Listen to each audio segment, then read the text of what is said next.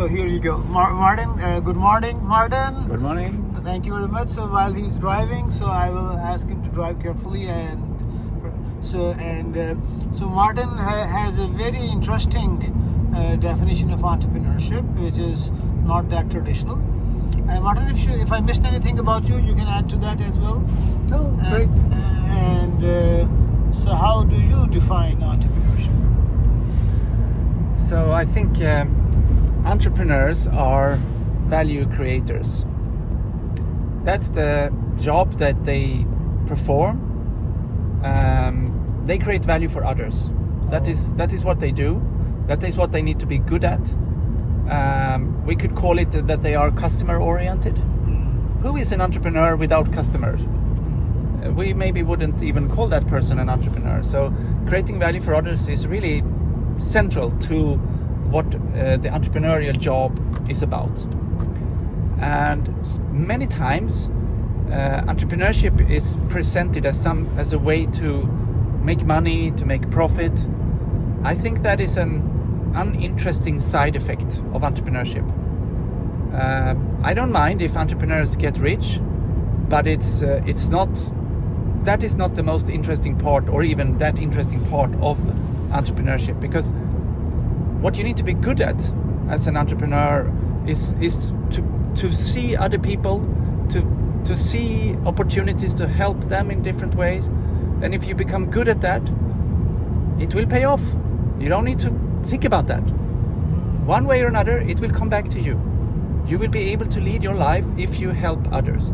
And this means that entrepreneurship is not only for people who run their own business.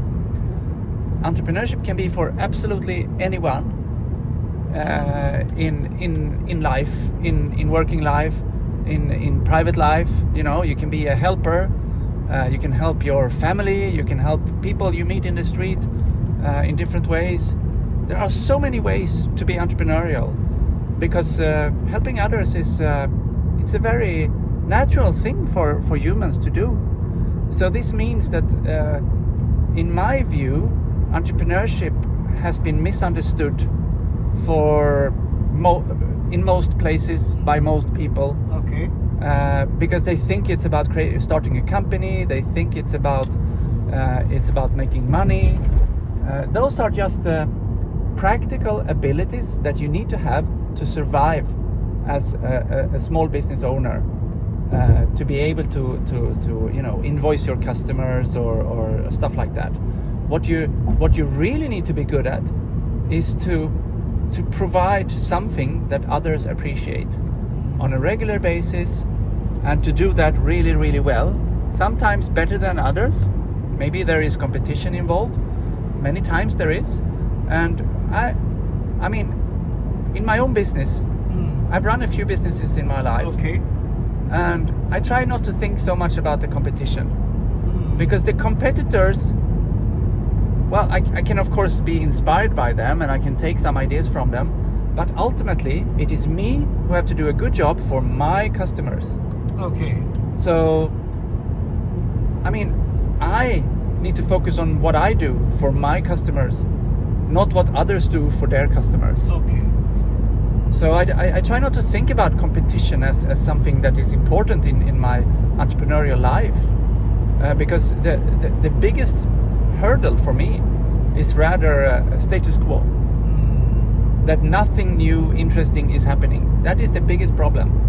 My problem is not competitors doing a better job, because maybe I'm doing innovative things. I'm doing new things that have not been done before. So then maybe competition is not as important. In other situations, maybe you have a market where there's a lot of people supplying similar products, then you have a different situation. But you can still focus on what you do best, and how do you become better at what you do. Because I think that is, and this way of defining entrepreneurship is, I mean, if we go through there have been a number of different definitions throughout history. We have Schumpeter, who was this creative destruction. You have to destroy something to be an entrepreneur. To me, that sounds a bit strange, because you don't have to destroy anything to be a helpful person. Why would you have to destroy something? Exactly. Sometimes destroying something can be a side effect of being entrepreneurial. Okay, but I don't think a side effect should be the focus of what we talk about when we talk about entrepreneurship. Then we have McClelland, who was talking about the traits of entrepreneurs, and I think that's a little bit. Entrepreneurs come in all shapes and forms. You know, tall people, short people, white people, black people, women, men. Anyone can be entrepreneurial. It's stupid to think that there are certain types of people that could be entrepreneurial. That is not a helpful definition of entrepreneurship, I think, to think about the traits. Then we have opportunities. Opportunity is a difficult word. What is an opportunity? I see why we are talking about opportunities, but I mean, opportunities is Scott Shane and others who have been writing about this. I don't know if opportunity is a helpful word when we are trying to create value for others. We need more about relationality, empathy, and other things, because it's ultimately, in 99.9% of the cases, it is other human beings that we are helping. Maybe they are working at an organization, but there's always a human on the other side when you are working entrepreneurially. So we need to be relational, emotional, and talking about opportunities is, I don't know if it's so helpful in this emotional job of being there for other people. Then we have the definition. What more is there? Starting a company. Bill Gartner and others. I think it's also very problematic, because starting a company, it's just an administrative, legal activity of making sure that you don't break any laws.